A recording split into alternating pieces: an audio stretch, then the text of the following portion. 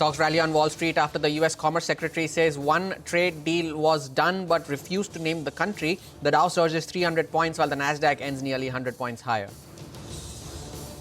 Stocks in Asia have mirrored Wall Street's moves, opening largely higher. Investors also await a slew of economic data in the region. The GIFT Nifty is for now indicating a positive start for our own markets as well.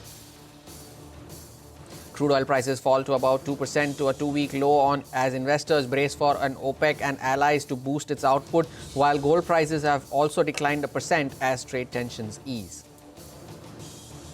Sumant Katpalia has resigned as the MD and CEO of IndusInd Bank, citing moral responsibility in relation to the ongoing controversy surrounding the bank's derivatives portfolio transactions. His resignation was submitted last evening.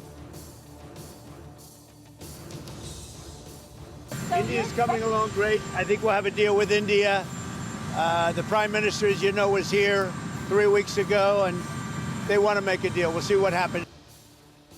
US President Donald Trump says that the US will strike a trade deal with India soon. His comments come after Treasury Secretary Scott Bessent said that the US was, quote-unquote, very close on India. It's an action-packed day globally, domestically, and we'll bring you all the updates right here on Power Breakfast on CNBC TV 18 in the Mumbai News Centre. I'm Hormuz Fatakia. Let's first take a look at how the Asian markets have started off. It's a mixed picture that's coming in from the Asia-Pacific screen. We just, in a few minutes earlier, got a factory output data from China that fell to a two-year low in line with the tariff tensions that are ongoing with the US. The Shanghai Composite, though, absolutely at the flat line. The Hang Seng 2 trading around 0.2% lower. The Taiwanese index just above the flat line as well. Losses are coming in from South Korea. Kospi is down almost 0.6%. And even the Nikkei that has resumed trading after a holiday yesterday is also trading absolutely at the flat line. The manufacturing PMI data, as you can see, at 49 and a reading below 50 indicates that the economy is currently in contraction. So mixed cues or not very significant cues emerging from the Asia-Pacific region. Also pull up the GIFT Nifty and give you an idea of how our markets are likely to start off. Well, mostly in line with how the Asian screen is as well. On a cautious tone, as of now, a 50-point downtick is what the implied open is currently suggesting. But Wall Street had a good session yesterday, and because of new hopes of tariff deals taking place, the Dow ended 300 points higher. The S&P 500 gained around 0.6%. The Nasdaq too was up almost 100 points, and that comes after Commerce Secretary Howard Lutnick said that a major trade deal has been completed, but he did not name the country. The White House administration has repeatedly said that they were in constant talks with Japan, South Korea and India. And let's also listen in to what the Commerce Secretary had to say. Every country in the world, just like Donald Trump has said, who wants to do a deal with us. Now, here's the point. I have a deal. Done. But I need to wait for their prime minister and their parliament to give its approval. And then there are country after country where we're just working through the details. But you have to remember, they have prime ministers, they have parliament, they have to work through their process. But all of these are going to be coming. And what they're going to be is they're going to be incredibly smart, incredibly thoughtful. They're going to unleash the ability for us to export to them to grow.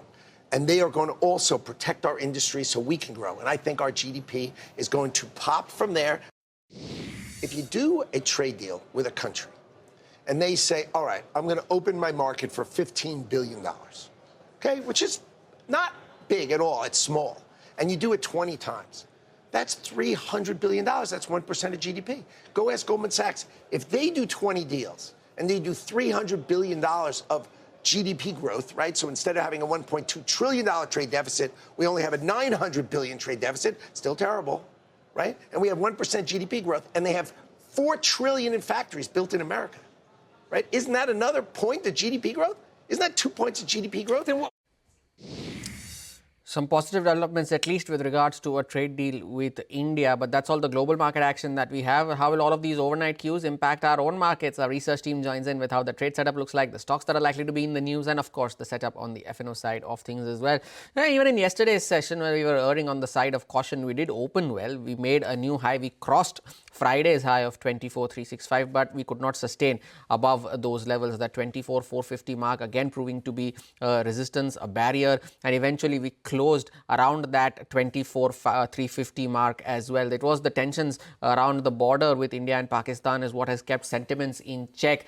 But what ensured that the Nifty managed to keep its head above water was Reliance Industries, and it is the outperformance that continued from a Tuesday's trading session as well. Now 2% higher there, 1.5 lakh crore added to its market cap in 2 sessions, so almost 8% higher in 2 sessions is Reliance Industries.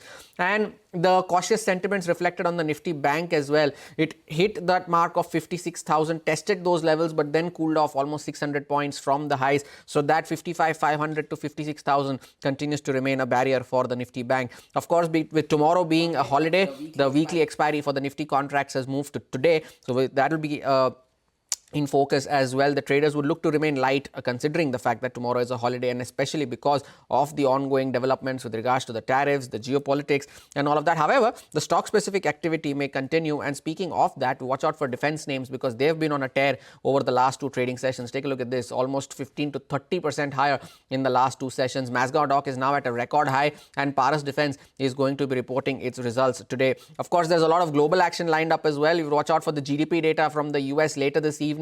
The PCE inflation comes in later today. Apple, Amazon, Microsoft, Meta, Qualcomm, all of them report results over the next 2 days. So we'll have to digest all of that on Friday morning as well. So cautious cues for our own markets. The GIFT Nifty 2 indicating a 60-point downtick as of now. But moving over to Sudarshan now, who will list out the stocks that you need to keep an eye out for today. Sudarshan, good morning. Good morning, Harma. So we start with Bajaj Finance. It was a minor miss on NI and operating profit front. NI was up 22% year on year and up 4.5% sequentially, and operating profit was up 18% YOY, but it has slipped 3% on a sequential basis. For FY26, company believes that AUM growth is likely to be in the range of 24 to 25%. Also, net interest margin is expected to be stable.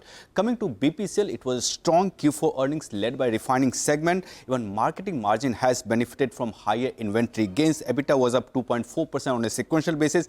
Margin has improved to 7%. Remember, our estimate was around 4 to 5%, and reported GRM has surged to $9.20 per barrel against our expectation of $5.60. Coming to India Mart, it was a subdued quarter. Revenue was up just 0.2% on a sequential basis. Even one major thing that we focus in India Mart is the paying subscriber growth, which remains muted. It was just 1% on a sequential basis. Shoppers Stop, it was a muted revenue and EBITDA growth. Even margin was flat at 16%. For Praj Industry, it was a miss across the board. Profit has declined year on year for the 3rd consecutive quarter. UTI AMC quarterly average asset under management has slipped 4% on a sequential basis. Even SIP AUM was down 2%. Star Health Insurance operating loss. Company has reported operating loss of rupees 87 crore versus profit of 90 crore. Even combined ratio has increased by more than 600 basis points YOY. For CEAT, revenue was up 14%, EBITDA has slipped 1%, and margin was down almost 200 basis points, but it was higher than estimate. For IndusInd Bank, after Deputy CEO Arun Khurana had resigned, now the company has announced that its CEO Sumant Katpalia has resigned effective April 29, and board has sought RBI's approval to constitute a committee of executives. For Alembic Pharma, it has received established inspection report from USFDA for 1 unit, and lastly, Prestige States, it has received regulatory nod for Indrapuram project, and gross development value is seen more than rupees 9,000 crore. A long list of stocks. We'll keep an eye out on all of them. Sudarshan, thanks a lot for that. And lastly, Mangalam joins in with cues from the F&O space. Mangalam, good morning. Still not able to cross higher levels, but what's the F&O data indicating? Well, the F&O data indicating, for starters, it is weekly options expiry today. You wonder why on a Wednesday, because remember, tomorrow is May 1st and it is a trading holiday. So as a result of which, we will watch out for the key indices. But if you look at the key indices yesterday itself, ignore the range that they traded at, look at the close, then that tells you that there's nothing. There was a fair amount of consolidation that took place in yesterday's trading session. But the real story was in the high and the low of the Nifty itself. So you look at the high yesterday, 24,458, and the low, 24,291. And that exactly is the broad range that the street is working with as well, because the GIFT Nifty is indicating a negative start, but it's at the lower end of the range. What's positive, however, are the internals. The biggest internal is the kind of flows that we're seeing from the institutions, the cash market. Both the DIs and the FIIs bought in yesterday's trading session. In fact, the FIs have now bought for 10 trading sessions in a row. We don't remember the last time we saw this. And the FIs and DIIs put together, bought together for 3rd session in a row. So there is a fair amount of money that is entering the Indian market itself. Institutional flows this month itself, over the last 2 trading sessions, the FI purchase has made their net flows for this month, the month of April, positive to around 2,700 crores, and the DIIs have put in around 27,000 crores itself.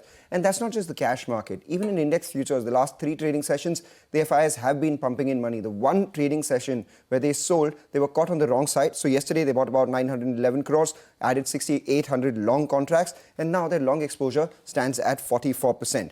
Today, the weekly options expiry, there's 24,350 call which is active and the 24,300 put, telling you that the expiry range is seen between 24,250 and 24,425. Were the markets to break out, there is a positioning which is taking place at 24,500 call as well. So there is a fair amount of punt buying. So we'll keep an eye out on that. And also watch out for Trent. The stock did well yesterday post numbers, but a lot of the details that came in after numbers would lend more short covering to that stock today. Oh yes, absolutely. What a move we saw on Trent after the numbers came in just before closing. Mangalam, thanks a lot for that. We'll take a short break. Up next, we get you the latest developments around President Trump and the tariff talks. Stay tuned.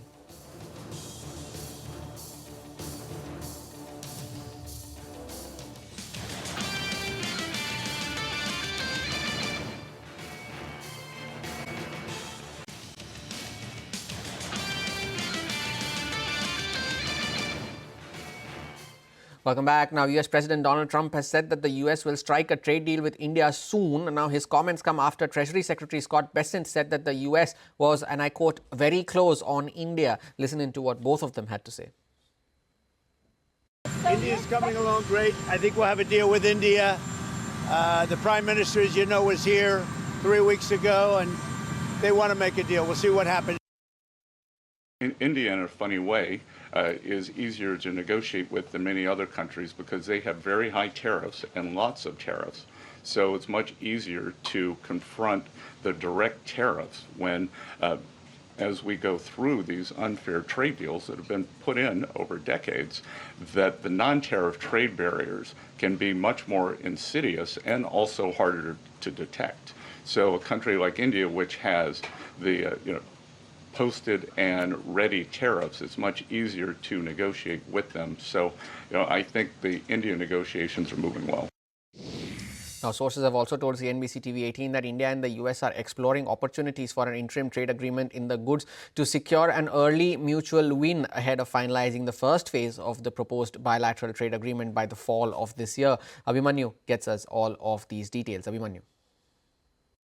On the India-US trade talks, government sources have indicated that an interim arrangement is being looked at on trade and goods, which could take place as part of early mutual wins in case both the sides agree. The initial focus would, of course, be on goods and non-tariff barriers flagged by the Indian side, which includes the marine sector. The US had suspended the additional 26% tariffs on India till the 9th of July, and both the nations are intending to take advantage of this window to push the trade talks. India and the US are slated to hold sectoral engagements for the proposed BTA from the end of May 2025. The Commerce Ministry had held a meeting with the American officials in Washington, D.C. between 23rd and 25th of April, in which it has indicated that discussions took place on issues like tariff and non-tariff matters. Discussions were also held on the pathway for conclusion of the first tranche of a mutually beneficial multi-sectoral BTA by the fall of 2025. The ministry further indicated that productive sectoral expert-level engagements have taken place virtually,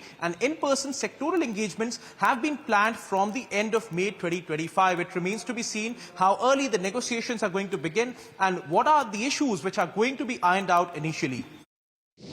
Abhimanyu, thanks a lot for that. Let's also listen into what former RBI Governor Raghuram Rajan had to say on the trade deal talks between India and the US.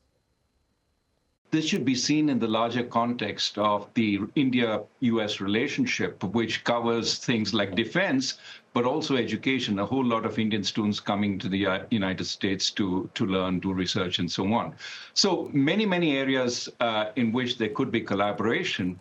But within that, I do think that India benefits hugely if it can negotiate tariffs to a much lower level, even while some other countries have it at a higher level. It may cause a lot of companies to look at India in a new light, especially given the large Indian domestic market. So you not only get an entry into India and produce for the rest of the world, including the United States, at low tariffs, but you also get to serve the Indian market.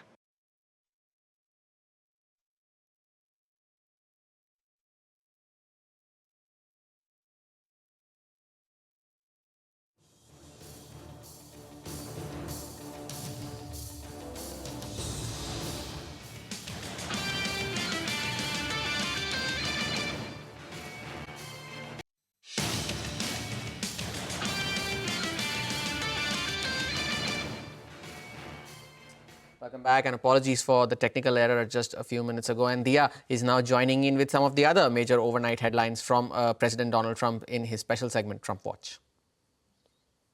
President Donald Trump on Tuesday marked his first 100 days back in office with a rally in Macomb County, Michigan, just outside Detroit and deep in auto country.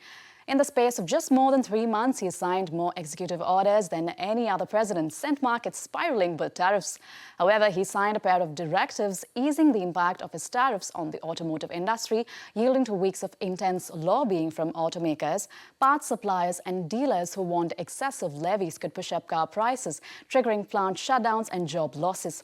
Under the first executive order signed aboard Air Force One, imported automobiles were given a reprieve from separate tariffs on aluminium and steel, an effort to prevent multiple levies from piling on top of each other. The offset will reduce in 1 year to as much as 2.5% of the value of those cars and then be eliminated the following year, a bid to motivate domestic manufacturing. The offset will be available for cars that were produced after April 3rd. Online retail giant Amazon on Tuesday said it had decided against showing consumers how much US President Donald Trump's tariffs have contributed to the price tag on its goods. Amazon spokesperson Tim Doyle said the team that runs low-cost Amazon Whole Store considered the idea of listing import charges on certain products, adding that this was, however, never approved and it is not going to happen. The clarification came after a strong rebuke from the White House when Secretary Leavitt called the reported plan a hostile and political act by Amazon. That's all for today. Now back to you, Hormaz. Dia, thanks a lot for that. And moving back home now and continuing with our developments on IndusInd Bank, where its MD and CEO Sumant Katpalia stepped down after the derivative accounting lapse. This follows the resignation of Deputy CEO Arun Khurana just a couple of days earlier. Ritu is here with all the latest developments. Ritu. Well, thanks for that. The accounting lapses at IndusInd Bank are triggering some top-level exits, just as we had reported. And a day after the Deputy CEO Arun Khurana stepped down, we now have the bank's CEO Sumant Katpalia stepping down from his position a good 11 months before his term was to end in March next year.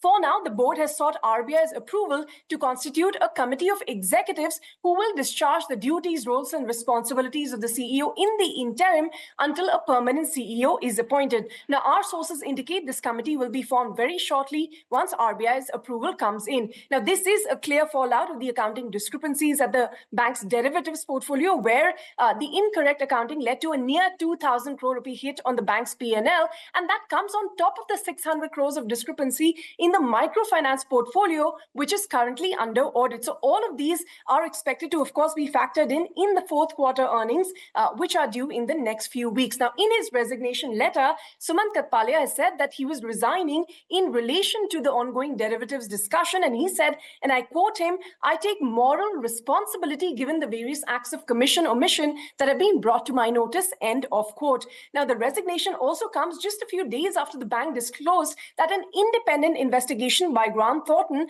had identified the key individuals who were held responsible for these issues, and the bank had stated that the board would determine the changes that were required and realign the senior management responsibilities based on these findings, which is what we're now seeing play out. We understand the outer limit for the committee to function in place of the CEO is 4 months, so the expectation is a new CEO will be in place before that.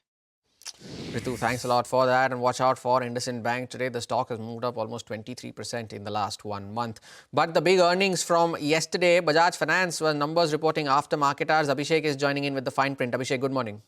Morning, Homer. So the Bajaj Finance are both the ANA and PAT were below our poll, but the key point to note is that the FY26 guidance has been trimmed versus the FY25 guidance that was there. So 14 to 16 million customers addition seen in FY26 versus 18.2 in FY25. AUM growth rate to slow down to 24 to 25%. Earlier guidance was that AUM growth will be in the range of 25 to 27% in the long term. A net interest margin to remain stable. However, cost of funds can decline by about 10 to 15 basis point. Now, fees and other charges will grow at 13 to 15%. This is weaker than the loan growth, suggesting that there will be weakness in the fee income as well. Credit cost to be in the range of 1.85 to 1.95%. Earlier, the guidance was 1.75 to 1.85 for FY24. However, they had surpassed that and reached nearly 2% without the one-off. So, credit cost remains high. With respect to ROA, that will come down to 4.4 to 4.6% range. Earlier guidance was 4.6 to 4.8% range. ROE will come down to 19 to 20%, from the earlier guidance of 21 to 23%. So the guidance remaining weak and the P&L below our poll, you can expect the stock to be under pressure today. Back to you.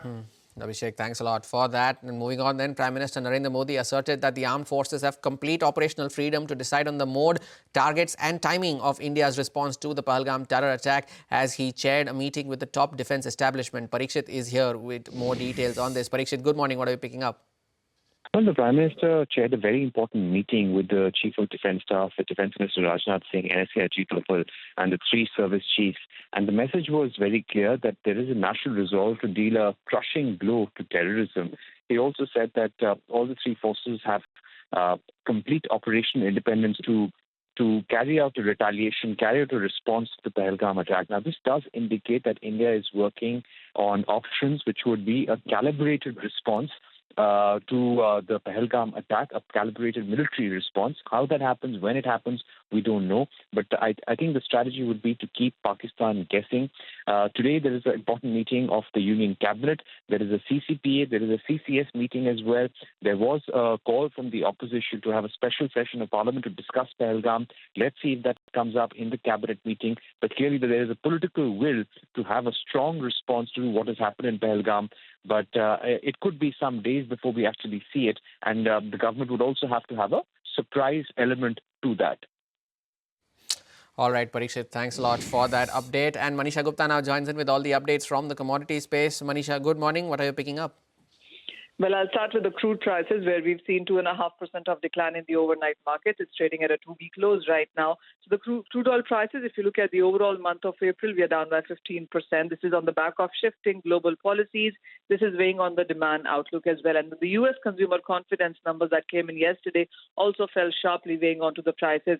And then in addition to that, the U.S. crude inventories have gained. The OPEC and allies will add more crude from the month of May. So everywhere that you look, there is higher supplies and demand uncertainty weighing onto the crude oil prices. A quick word on gold, and that has seen a decline of 1% overnight. Good news really for Akshaya Tritiya buyers today, because gold prices have come off its all-time highs of almost ₹1 lakh per 10 grams to around 94,000 rupees per 10 grams right now. Well, there is also optimism on de-escalation of trade war between US and China, and various strong positive statements coming in, and that is phased out the safe haven buying in gold. So longer-term investors, I think it's a great day to buy, and especially this being Akshaya Tritiya today, you will see those numbers come up today. Interesting. Manisha, thanks a lot for that. And getting you some important national updates now. President Draupadi Murmu has approved the appointment of Justice B.R. Gavai as the 52nd Chief Justice of India. Justice Gavai is set to assume the highest judicial position in the country. He is the second ever Chief Justice from the scheduled caste community, following Justice K.G. Balakrishnan, who retired in 2010.